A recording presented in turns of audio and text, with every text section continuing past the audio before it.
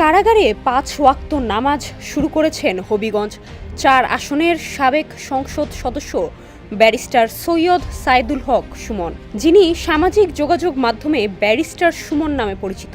গেল ১৫ই নভেম্বর তার সাথে দেখা করতে যান তার দীর্ঘদিনের সহকর্মী ও chamber partner M Liton Ahmed.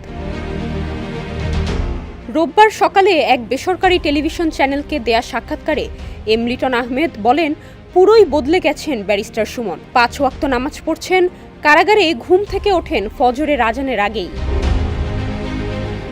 আইনজীবী লিটন আহমেদ আরও বলেন, ব্যারিস্টার সুমনের জেল সঙ্গী হলেন সাবেক খাদ্যমন্ত্রী সাধন চন্দ্র মজুমদার ও সাবেক প্রধানমন্ত্রী শেখ হাসিনার মুখ্য সচিব ও জাতীয় রাজস্ব বোর্ডের সাবেক চেয়ারম্যান নজিবুর রহমান। এদের দুজনের সঙ্গে একই রুম শেয়ার করতে হয় ব্যারিস্টার সুমনকে। সাথে রয়েছেন এক সাবেক পুলিশ কর্মকর্তাও। জেলে ডিভিশন পেয়েছেন আলোচিত এই ফেসবুক সেলিব্রিটি।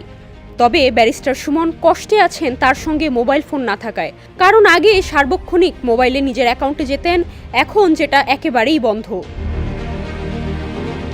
ব্যারিস্টার সুমনের আইনজীবী লিটন আহমেদ বলেন, কারাগারে ২টি জাতীয় পত্রিকা পান সুমন, যার খুঁটিনাটি পড়ে দিন পার করেন তিনি। যেদিন আদালতে তোলা হয় সেদিন মন খারাপ থাকে তার, কারণ তার হাতে হাতকড়া পরানো থাকে। সেখানে অন্য সহকর্মীদের দেখে আবেগী হয়ে পড়েন তিনি।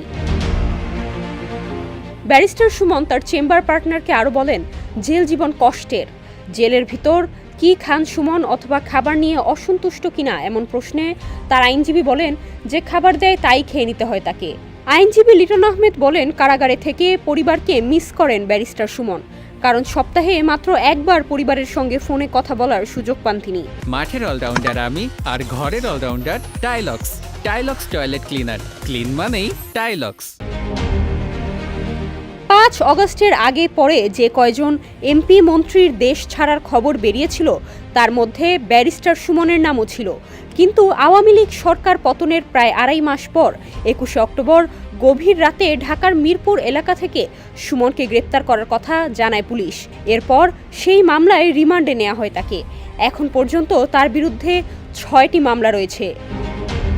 ডেস্ক রিপোর্ট, সমকাল।